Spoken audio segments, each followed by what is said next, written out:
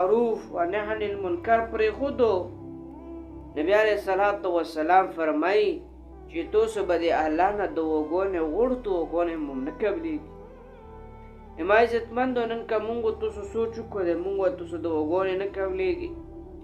مونږ تاسو چاته یو غلط کور کوي، مونږ چاته نشو ویلي دا غلط کور دی، ولې چې د مونږ و د تاسو ایمان دومره کمزوری شوی دی.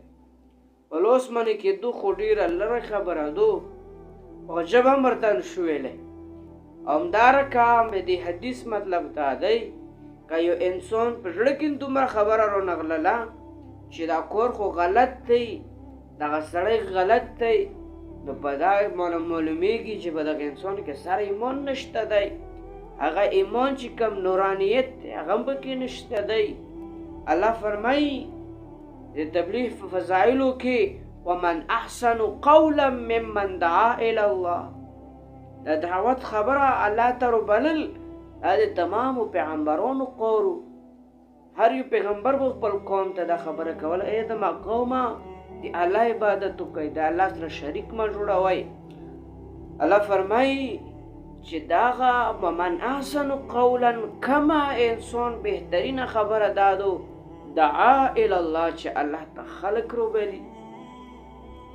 حضرت عائشہ صدیقہ رضی اللہ تعالی عنہ فرمایي چې دغه آیات نه مراد مؤذن دی، او په یو تفسیر کې دا موجود دی چې دا تمام احکام په دې خبره کې موجود دي چې په ښه چاته د ښه خبرې تلقین کول، څوک لمونځه ته روبلل، چاته یو ترغیب د نیکۍ ورکول، چاته یو حلال کاروبار مشوره ورکول.